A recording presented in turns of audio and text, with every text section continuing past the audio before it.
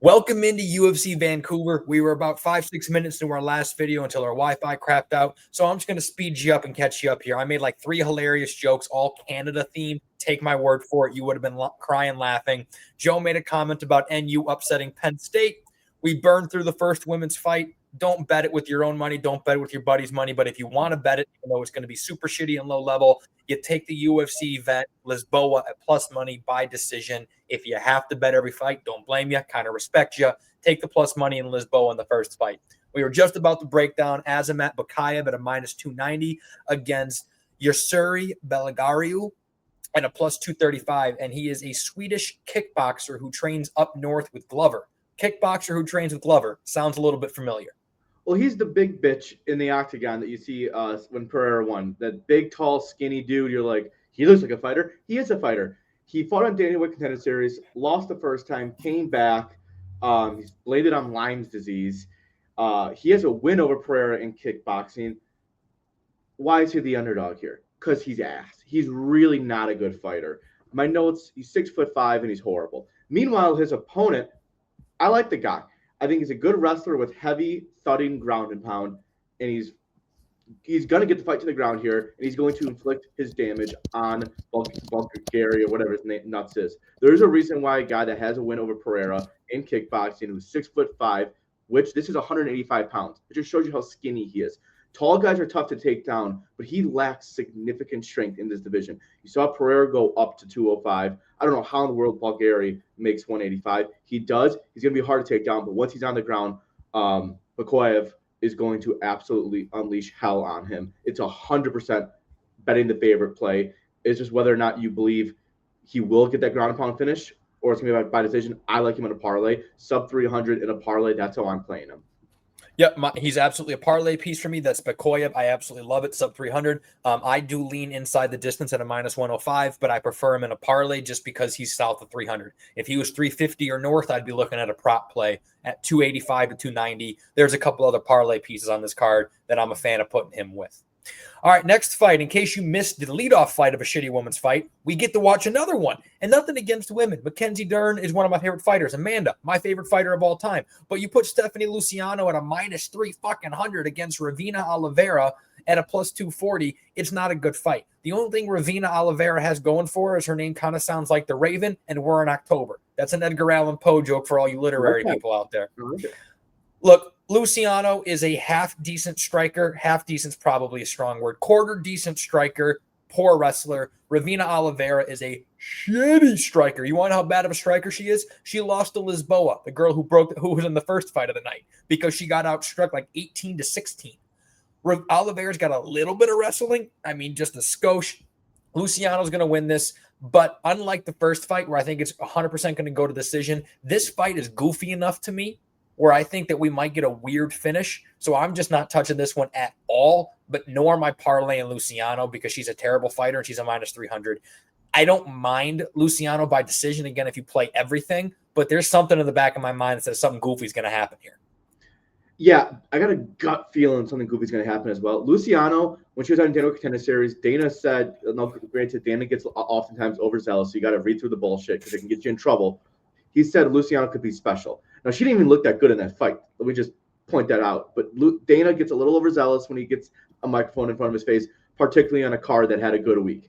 If it's bad a week, he's going to be a lot less nice. That's what I like Dana. But he saw something, and Luciano, she's not impressed in any fight I've seen. But I am seeing improvement on the takedown defense. I have seen the ability for her to get up, and she is a tall and long kickboxer with very slow hands, but decently varied kicks. So with all that to say, I think she's going to be able to stuff that mildly effective takedown of Oliveira like you were alluding to.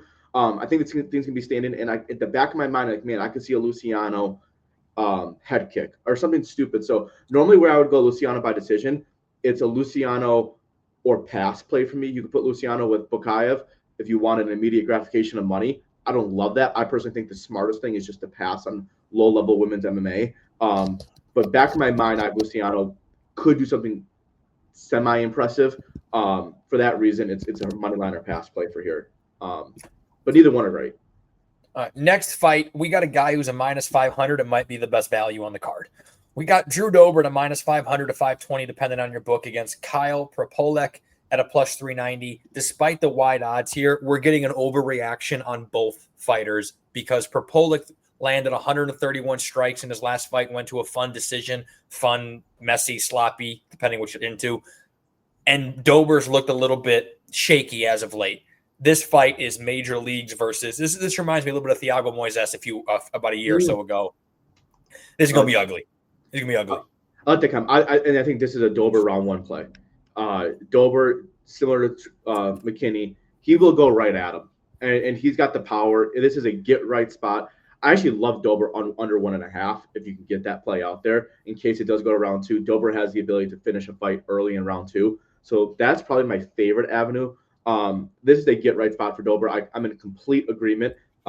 There's value at the 500 price tag, which is very, very seldom said. Thiago Moises is a great example. When he fought, I can't remember the guy he fought. He fought a fringe UFC guy, probably not even fringe, a UFC guy. Meanwhile, he's always fought top 15. When he went into that fight, he just dominated. He got a round 3 finish. I remember that. He just dominated, though. It looked like he was just playing with his food. And that's Dober will have that here. But I do think he gets it finished early, so I like the under 1.5 play. I like that a ton. Propolek's going to get a little bit of love because he had a fun war decision against Ozzy Diaz. Ozzy Diaz might be the worst fighter on the roster. Both guys landed 100-plus strikes. It was like a sloppy heavyweight fight where both guys landed, but neither guy had the power to do anything about it. Dober hits different. Propolek is no threat. Do you like Dober round 1 at plus 240 or under 1.5 at plus 140? Plus one. Plus 140. Dollar difference for 2.5 minutes. Yeah, I think you're hedging your bets a little bit where in case Dober doesn't just blitz at him, then you're kind of just lending, like kind of going back to skill. And I like to have a little more variance in ways I can win it. So, I'm going to take the plus 140 on that. I think it's good value. Plus money on that feels really good. Yeah, I'm happy with under 1.5 at plus 140.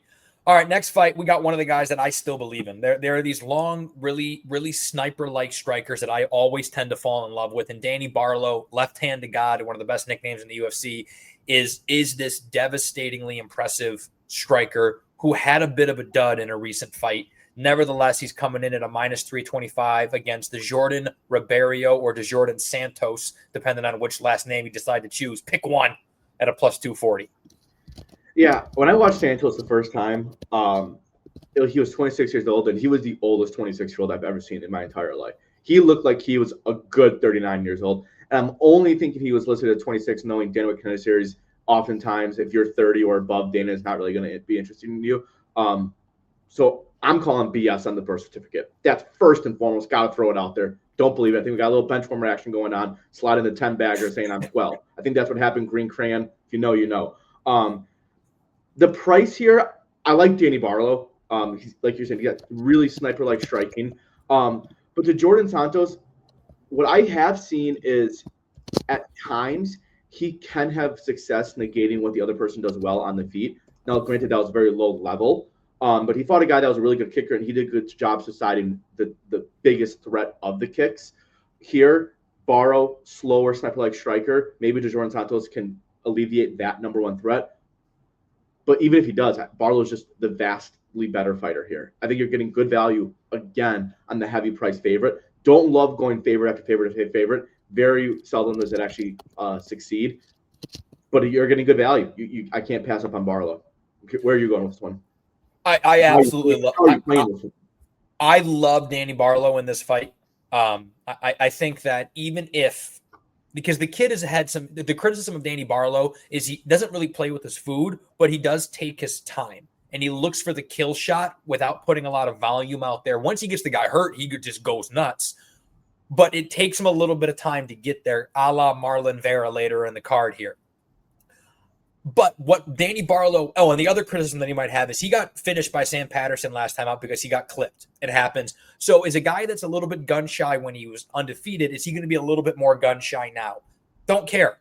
This kid's reflexes and his speed, even if Barlow's offense is at a B- level, there's nothing that Santos has for him offensively. You're not going to be able to touch Barlow. Barlow's range management is awesome. The only reason Sam Patterson clipped him is Barlow rushed in a little bit, and Patterson's stupid long, too. Santos is not going to be able to put on the offense necessary to take advantage of Barlow being a little bit skittish. And I'm not even sure he's going to be skittish. That's just assuming he is. We don't know. So I think Barlow wins this fight any way he chooses. I'm not going to get into a prop pool because I don't know what his headspace is at. Is he going to come out and say, I'm going to hit you before you get the chance to hit me? Or is he going to go out there and go, I'm going to mind my P's and Q's and win just a veteran-like decision? Don't know, don't care. Minus 325, Bakayev at a minus 290. That pays out at a parlay at a minus 125, 130. Absolutely love it. I get that instant gratification early on in the card here. Big fan of parlaying those two guys together. Yeah, I like where you're going with that. I will say I don't want to put all my Bukayev eggs in the Barlow basket just because the Sam Patterson's a great reference point. I think Patterson's similar to Paddy Pimblett, where you saw him, you're like, oh, I can't wait to fade him. And all of a sudden, these guys, these UK guys, they just start getting one after another and they get improvement. I could see that being like Sam Patterson. Chase Hooper, I know he's not UK, similar kind of archetype as Chase Patterson. So with Bukayev, I like him with Barlow, but I want to get Bukayev elsewhere as well. Yeah, there's a couple other spots I wouldn't mind Bakayev. I'm also okay with Bakayev inside the distance if we don't end up finding another parlay piece if we want to get more on him. Because you're right, I don't want all my money on a singular parlay here. Sure. Let's see. We go next fight. I'll let you take this one. I can't take this one.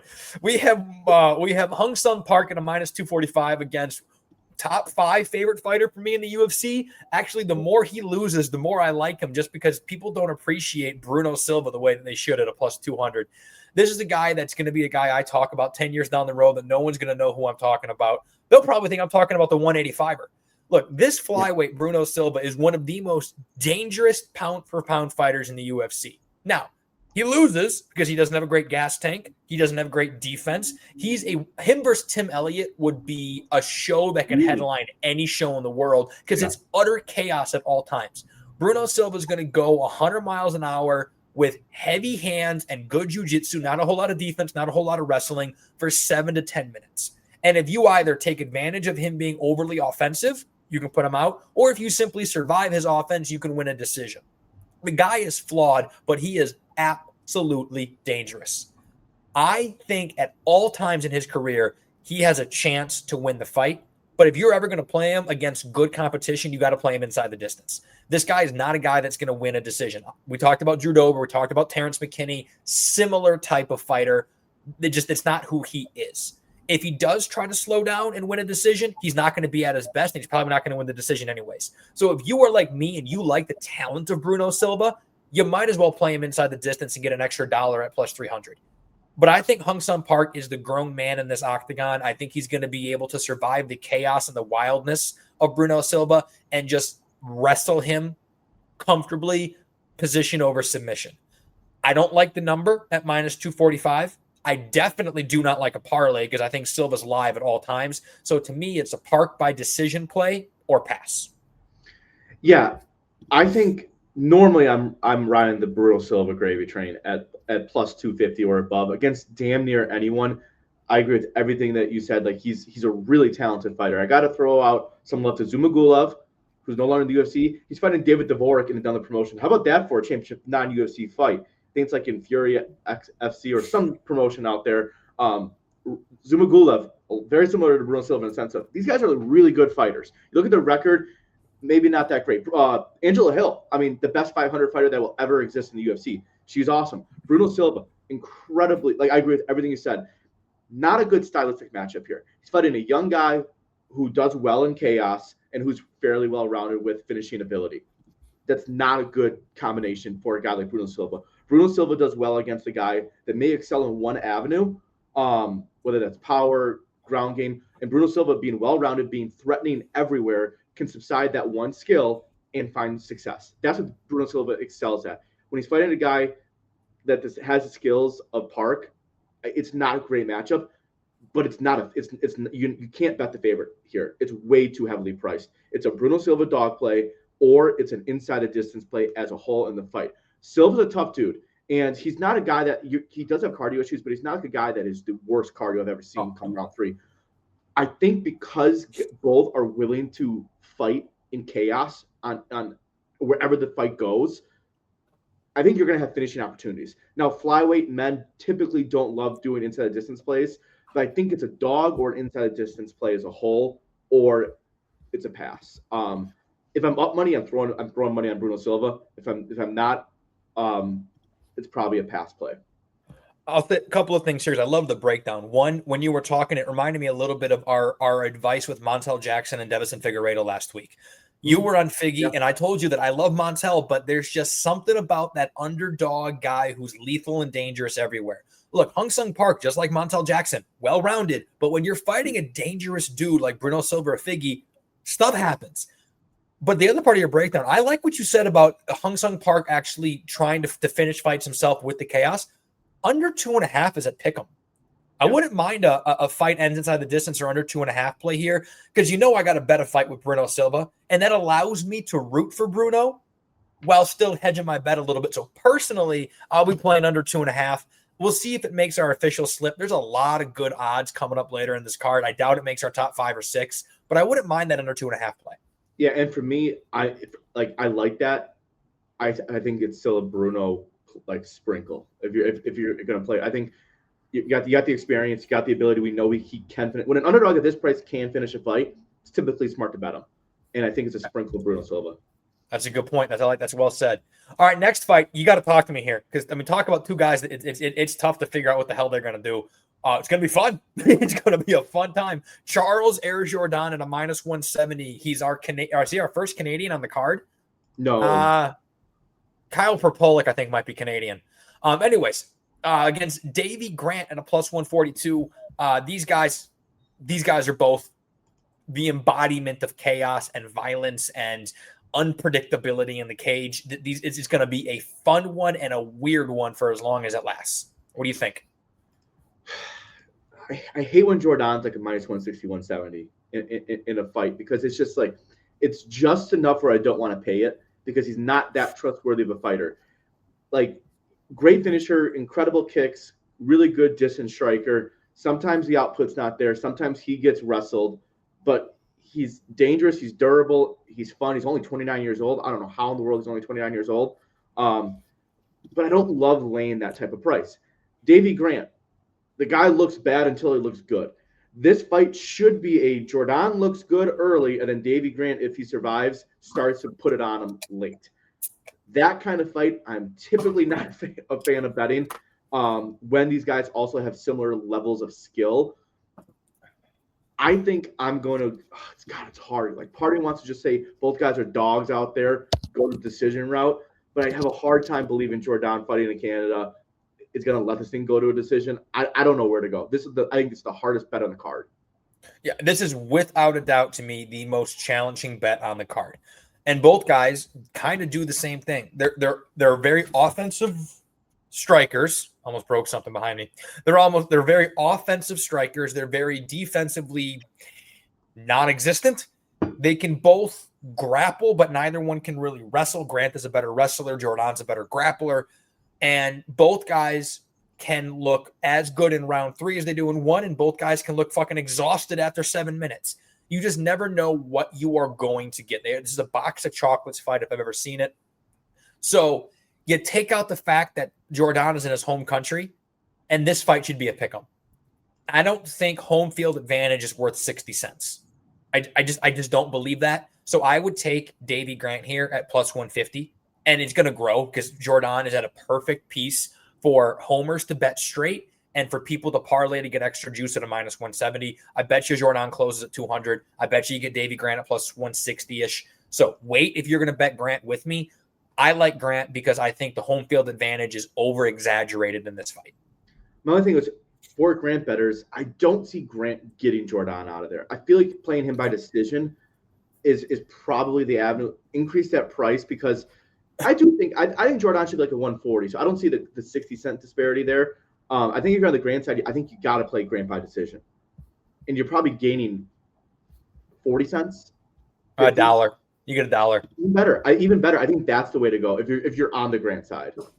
Yeah. I think Grant can wrestle Jordan, which actually lends itself more to your decision play here. But I also don't think that Jordan. This is where I think the home field will come in.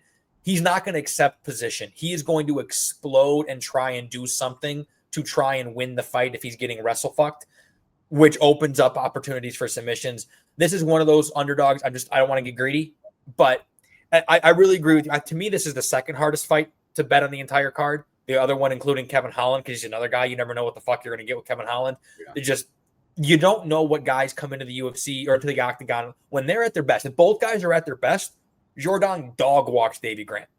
Yeah. Dog walks him. Just don't know. Now I'm talking myself back into Jordan. I can see Jordan getting like a step back, boom, knockout. I just don't see Grant getting a finish here. That's the only thing I'm convicted in.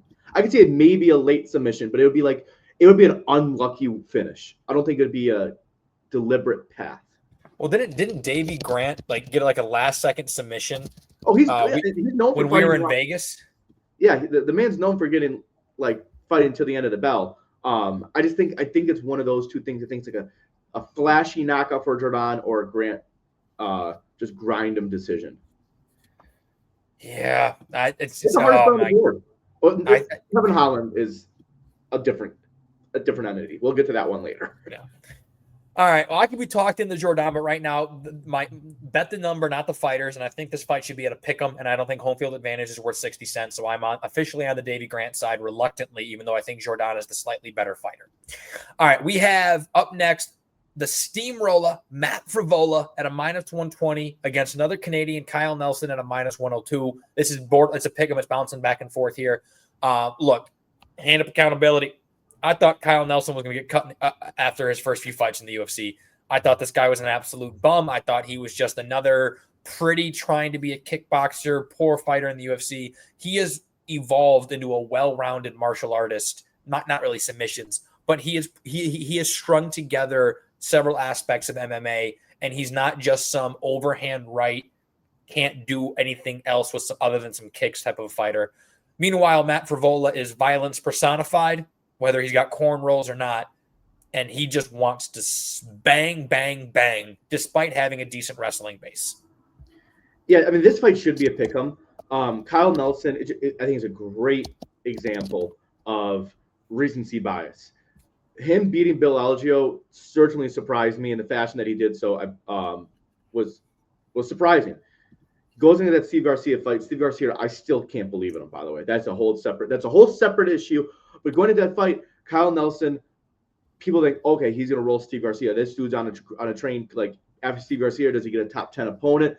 Boom, loses. Now he's going to a new division. It just shows that recency bias in the span of 12 months can just fluctuate so much. I think it's a bad move for Kyle Nelson to go to 155. He's fought there before. His biggest strength, beyond a big overhand right hand, like I said, a developing ground game, is the ability to inflict his man strength on you. He's not going to be able to do that against Matt Frivola here. You're not going to out physical Frivola. They're similar size, and not saying Frivola is a Joel Alvarez when he was at 155, but they're going to have similar size. And I think that the biggest advantage that Kyle Nelson had at 145 was just the ability to just old man strength his way through a fight. I don't see that here. I think Frivola is going to be the faster guy. I think he has the ability to get the finish much earlier. At pick 'em odds, I really like Frivola in this fight as much as you can like Frivola, given the fact that he's a very untrustworthy fighter. Yeah, I'm looking back here. Kyle Nelson's only win at 155 is against Marco Polo Reyes. That is a real name. That is not someone's nickname. His name is legitimately Marco Polo. But he's going Kyle Nelson. Put it in the notes. Put it in the notes. Kyle Nelson is not a 155er. That's just really what it boils down to. When this fight was first announced, I assumed Frivola was coming down to 145. So when I initially thought about this, I thought, oh, I kind of like Kyle Nelson Hill. Frivola's going to be overcutting weight. Chin's going to be a little bit shaky. Kyle Nelson's going to be in a sweet spot here. Give me the Canadian for probably my knockout. Then I realized that he's moving up. Dude, that's a terrible decision. You were not a weight bully like Christian Rodriguez, but kind of a size bully, especially with your striking, because it wasn't technical or fundamental. Actually, both Frivola and Kyle Nelson have negative strike differentials. It was very reliant on power and size, and you nailed it. He's not going to be able to do that. On top of all of that, Frivola's got wrestling in his back pocket if he ever does need it. And Kyle Nelson, decent takedown defense, but a lot of it was size-based. When he's fought at 155, Kyle Nelson has one win against a guy named Marco Polo. He's not winning this fight.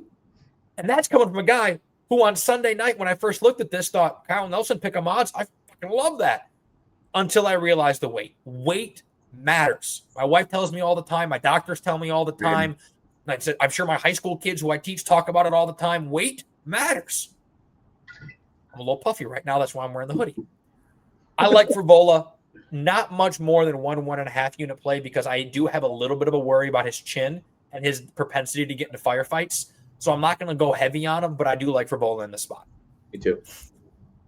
All right. We got a weird one next. I mean, just weird. Why is it so high on the card?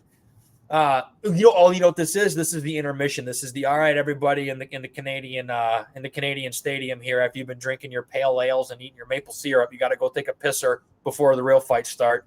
We got Cody Gibson at a -180 against the Mongolian Murderer. If you ever listen to John Anik's podcast, that's how he says his nickname. Queely Aori at a +150. For all those Ben Askren wrestler fans out there, we got a funky guy coming up with Cody Gibson. This dude is weird. He looks like your run-of-the-mill accountant, and then wears the knee pads and the octagon, but he fights with such violence, and he's willing to go out there. Look, we're not going 15 minutes. I want to try to finish this fight, and he's funky on the ground. He can really do some weird things. He's really tall and lanky for the division. Throws weird elbows. He doesn't look impressive, but he can inflict a lot of damage. He's also not the most talented guy in the world. But I like the funk here. I think it's a good matchup for him. I think he's got a guy that's going to be aggressive towards him. I think Gibson's going to be able to implement that funk, whether it's through a weird knee, a weird unorthodox elbow angle, get it on the ground. I think the funk is going to play. Wish the odds were like 150 or below, but they are what they are. I like Gibson. Here. I think it's a really good matchup with an opponent that's going to come at him that lacks defensively sound elements throughout his game, and I think the funk plays. I'm with you. Cody Gibson is big enough and long enough on the feet that I don't think Aori is going to be able to implement his offense striking, and that's all he has because the man cannot wrestle. The man cannot grapple. The man is a turtle off his back, not very good on the mat. But he is a decently dangerous striker. But Gibson's long and goofy enough that I think he can keep it away from him before it's all the way in. And once it's all the way in, I think Gibson can get this one here. I would play this in one of two spots. Personally, 180 is too much for me to lay on this particular fight. I don't mind laying 180 in a normal fight, but I don't love Cody Gibson's ability. But I do love him inside the distance because it's a +275. I think that's a good number. You can get +300 on sub. Otherwise, because I think there is a chance that this fight's just so weird, nothing really happens. They just kind of neutralize each other with Gibson having some few weird, Kimura arm bar, toe hooks kind of submissions. Bakayev and Gibson for 1 unit, you're going to get a good plus number on that parlay here is my preferred method. I know we don't always have parlay bettors, so I don't mind Gibson inside the distance or just straight, but I like him with Bakayev. Yeah, I see it this exact same way. He's not a 180 I want to lay. Put him with Bakayev, or I like the inside distance play because I wish the disparity. There's no point of going submission. If submission's +300 and inside distance is +275, don't get cute with it. Even though I do think submission's the most likely avenue for inside distance, I do like him inside distance at that number. That's pretty good value. I misread that. Gibson by sub is +500. That changes a lot. How about him with Bakayev for 1 unit, a quarter unit, him by submission? I don't do quarter units. No, I don't do quarter units. We'll talk about unit management. Follow us on betmma.tips. Follow us on Twitter at Pound the Lines for both places. We'll have all of our bets and stuff played. Dude, we won 10 units our first week back. I'm not playing with no half or quarter units here. It's full unit or nothing. Put the money on the table. Put the nuts on the table. All right. We have on our next fight, Manon Ferrot at a -230. And we have Jasmine Jasdavigius at a +190. Canada, if you got a shot, you got a couple of real legitimate possible contenders here these next 3 fights. Maybe Mike Mallet might not so much, but Jasdavigius, this is a title eliminator. Winner of this fight's going to get Valentina. And I've gone back and forth on this one. Yeah, I love Jasdavigius. Before we jump on there, I love her just in general. I love her wrestling. She's really leveled up as a fighter. She's dangerous. She's good. She deserves this opportunity. It deserves to be higher up on the card. It's an incredible fight for her. Bad matchup. Ferro is just she is deserving of the price tag against someone as I think Jacobovich is incredible. But Ferro deserves the price that she is in this fight. She's been in there 25 minutes with Valentina and looked really good. Ferro is the biggest threat to Valentina, not named Weili Zhang, which is going to be an incredible fight coming up later this year. Ferro, really tough to take down. Jacobovich may have some funky stuff to get her down. Ferro's, I think, going to be able to get back up, and on the feet, there's just a difference there. Jacobovich isn't the worst in the world. She's a lot better than what she was, but Ferro's just better. It's going to be a close fight. I don't think you're going to love the Ferro side at this price point, but it's a Ferro decision play. And it's one where you're just taking the better fighter. You're not really thinking about the price. You're not thinking about the value difference. It's really just she's just a smidge bit better. Don't love betting smidge bit betters when they're over 200 in price. That's why I'm doing her by decision. And even then, it's probably, what, a 180, 190? 150. 150, yeah. It'll close 180, 190. So I was all ready to hop on Ferro. My initial plan was Ferro and Bakayev and Bakayev and Barlow. Those are my three parlay pieces, with Bakayev kind of being the early anchor. And I'm still on that. I absolutely am. But the further I've looked into this fight, the more that I think that Juicy J is going to have a couple of moments, not like, holy shit, she might finish the fight moments, but like, did she win that round? Maybe she won two. Maybe this is a 3-2. I think Ferro is going to win a close decision, as you alluded to. We talk about it all the time. If we can make a bet that the fight's going to be closer than the odds suggest. And so those of you who have legal betting states, DraftKings and FanDuel, I like Juicy J plus 5.5 on the spread here. I think I don't, or not 5.5, 3 plus 3.5. It's basically she did that. Jacobovich just can't get swept. And I don't think she's getting swept. I'm expecting a 29-28, probably across the board, maybe a 30-27 mixed in, maybe even a split. But I think this fight is going to be one of those close fight, clear Ferro. And there are fights like that. We don't like giving out point spread bets because not everyone uses DraftKings and FanDuel, but it's going to make our official slip. The question is, do you want to play both sides? Do you want to play Ferro in a parlay and Jacobovich plus 3.5, or just Jacobovich plus 3.5? I love the Jacobovich 3.5 play. Absolutely love it. I want to be rooting for her anyways. I think she just deserves just more like excitement behind her. That's a great play. She's not going to get swept on the scorecards. There's enough legal betting states. Take a little road trip. Grab your wife, grab your kids, hit a gas station up, and go take a little drive somewhere. Hey, why are we in Ohio? Don't worry about it. I got to take my phone out here for 5 minutes. Joe used to drive. He live in Kenosha. We live about 20 minutes from the border from Illinois. Joe used to take little road trips. Where did you used to park?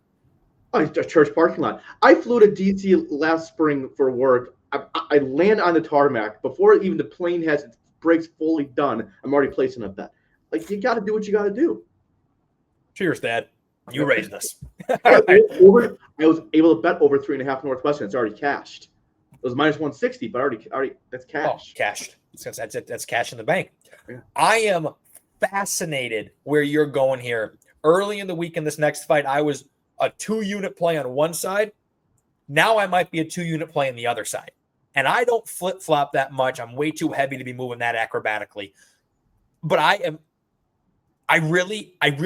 can be convinced either way. I probably should just stay away when I'm that indecisive. But like a politician, I'm going to keep flip-flopping back and forth until the time comes for me to make an actual decision.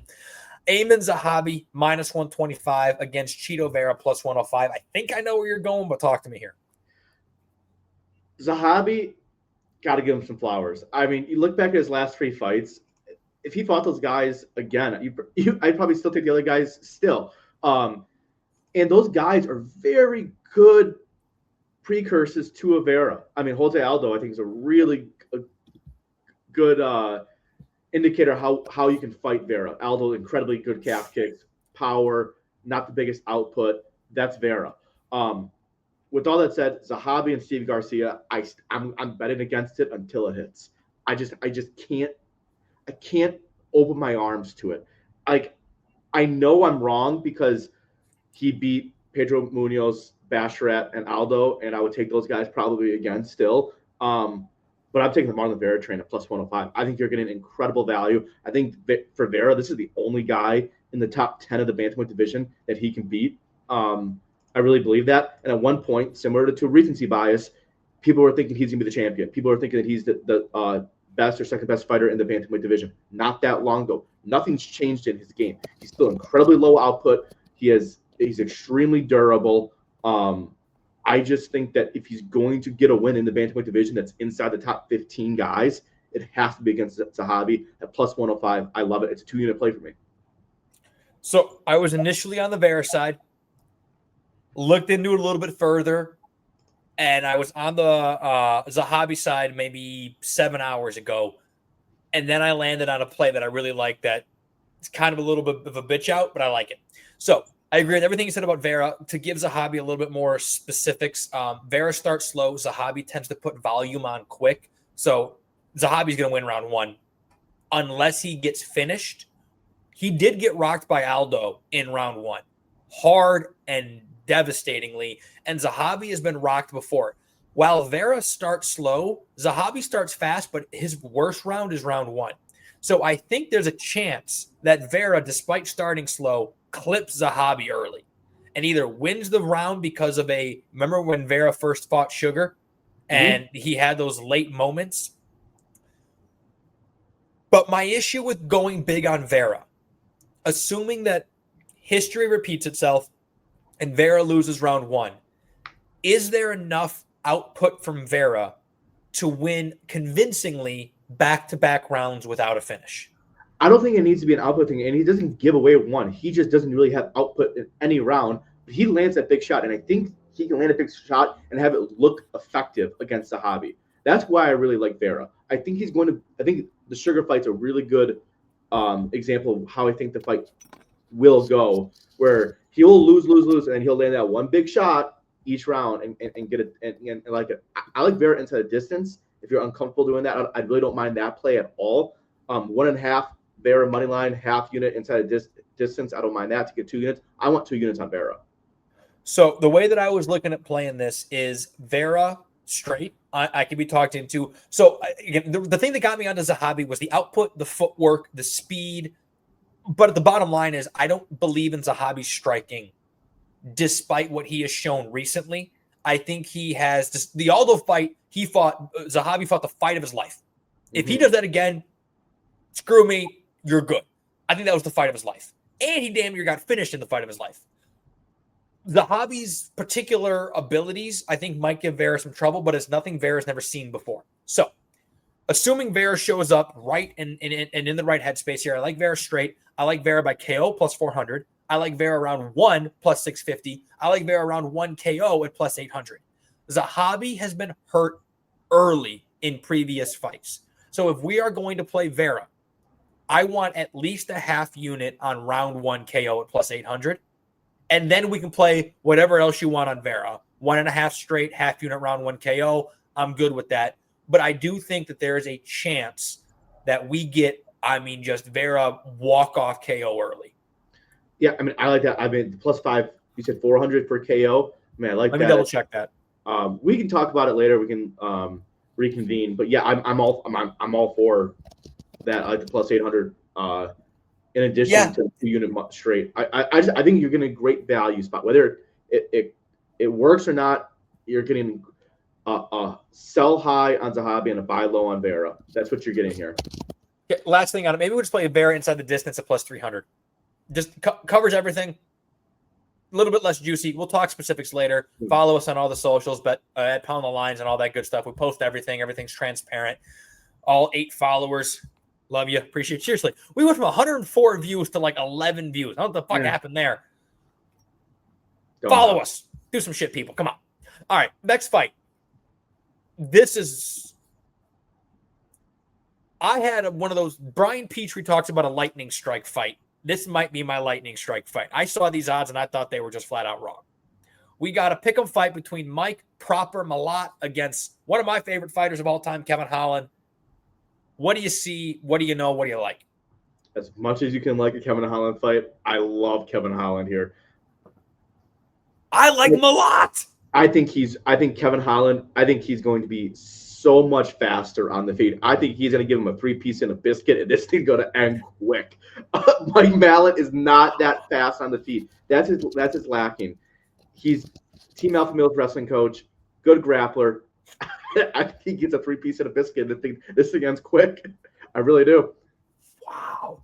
So I will say Kevin Holland looks phenomenal when he fights at 170, and he looks like dog shit when he fights at 185. This fight's at 170. Feather in the cap of Kevin Holland.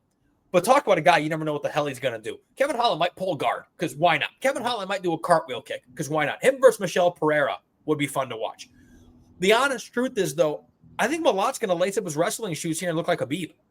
I think Malott's going to go in there, make sure that he gets his win in Canada. Malott might be the most, because he used to be a coach. He fights like a coach. Don't fuck up. Go get the win. A win's a win. I mean, that kind of shit, which honestly I respect. I'm a coach too. But that's how Malott typically fights. And Kevin Holland is more than happy to play that game with people. You want to wrestle me? I'll play jiu-jitsu. You want to strike with me? I'll knock your head off. You can decide. I'll do whatever you want to do. Kevin Holland's like a golden retriever. The guy just wants to play. And I really think that Malott's going to go in there and do yeoman's work, Neil Magny, ironically, because Neil Magny finished him recently, and just make sure that he goes and he gets the win. I think Malott over his takedowns on Prize Picks is a hell of a bet. I think we see the whitest Khabib of all time on Saturday night, and Kevin Holland walks away unscathed, smiling with his $400,000 check from Dana for showing. Isn't what you just described Gunnar Nelson, and Kevin Holland beat him pretty good there. No, because Gunnar Nelson can't wrestle. Yes, he can. Yes, he can. That's what he said. That's all he can do. All he can do is grappling. That's yes, he can't wrestle. And he's a better submission artist than Mike Malott, and he couldn't submit Kevin Holland. Gunnar Nelson averages 2 takedowns a fight at a 52% clip. He averages half. Okay, Mike Malott, 2.8 and 56% clip. Maybe I'm wrong.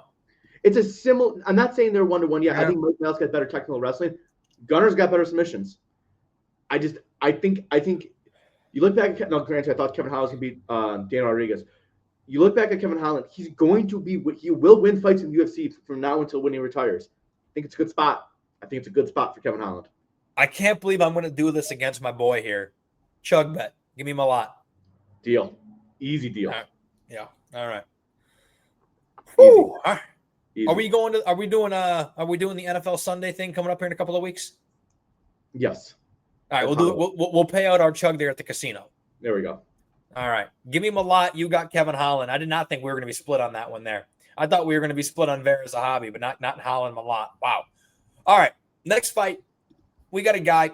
The first impressions matter so damn much. And RDR's first impression where he got pieced up by GM3 of all people, who, if you've ever gone to like a construction site or a warehouse or something that has industrial flooring and buildings, and you have to push open one of those doors, they're really big and heavy, and you go, that's how RDR strikes. That's the it's like he's doing a really bad Rocky impression in slow motion while being both high, drunk, and stupid all at the same time.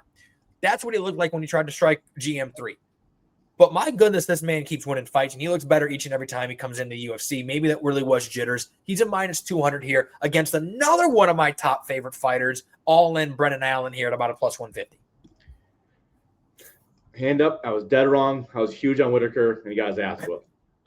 Wasn't that split decision? It really, but it wasn't. Like, I had Whitaker. I thought he lost the fight. I mean, I thought it was. I expected Whitaker to go out there and just wipe the floor with RDR, and RDR looked good. He looked massive. I don't buy for a fact he's only 6'3". He looks like he's 6'5", and he looks strong. That's important here. Very good grappler. But he's fighting someone that has the same skill level in Brandon Allen, who has struggled fighting guys that fight similar to him. Anthony Hernandez, being an example. Fought Ivavel, different style, but similar strength as RDR here. But Brendan Allen, I like his speed on the feet. I have a hard time believing RDR is going to successfully wrestle Brendan Allen. I just have a hard time seeing that outside of RDR just Muay Thai his way to a victory, which is what he does. He puts you against the octagon, hold him there, knees, elbows. I like Brendan Allen at dog money. I really do. I think Felipe Hernandez is a much better wrestler than RDR. RDR's got really good grappling. Don't get like that's going to give the guy some flowers. But Fluffy Hernandez, once again, if Anthony Hernandezov was in his name, people would agree with me on that one. I like Brandon Allen at the dog money, and I told myself I was not going to bet against RDR until he fought Chimaev. I just can't ignore the value. We got a Montel Jackson situation going on here again. I don't know if I'm seeing this from a technical handicapper perspective or if I'm afraid to bet my guy at dog money. I was afraid to bet my guy Montel Jackson. Good thing. Actually, I was right with the technical concerns. I don't like Brendan Allen here. And you know what? You like him. I respect your opinion. I listened to John Anik's podcast. Kenny and Petrie both like Allen. I respect their opinions. My issues with Brendan Allen, and I've been watching him since his debut closely. The reason I love Brendan Allen is he wrestles and grapples with physicality above all else. He's not the most technical guy. He wrestles and grapples with physicality, and he tends to lose when he can't out physical guys, and he's not going to out physical RDR. That's just not going to happen. RDR, while he's prettier and less tough and more French, he's so much bigger. That's my first. Your name is De Rieder. You got a little French in you at some point in life, a little baguette up the ass. Okay. Secondly, Brendan Allen stepping in on short notice, not a big deal, but Brendan Allen is an emotionally driven fighter. He's not an intellectually driven fighter. Don't love that. I don't like that Brendan Allen needs to offensively grapple typically to win. I'm going to bring back his striking in a second because I don't think either of these guys' offensive grappling is really going to be dominant. No. And about 2 fights ago, maybe it was 3, Twitter creamed their shorts over Brendan Allen's left hand. And I'm sitting there watching the fight on mute. And I don't go on Twitter during the fight unless I'm tweeting. And I wasn't on there. And I'm watching him going, dude, stop going to the left hand. It's not working. It's not working. That looks slow. That looks pushing. Then I go on Twitter and everyone's creaming their shorts over this left hand. I'm going, what did I watch? So I go back and I rewatch the fight. Sure enough, the announcers loved Brendan Allen's left hand. Now, granted, all of the announcers are way better at watching fights than I am. They are so much smarter than me. But it's a little bit suspicious that all of a sudden people started loving Brendan Allen's striking because the announcers were started giving him credit for his striking. I still think his striking is a bit of an issue.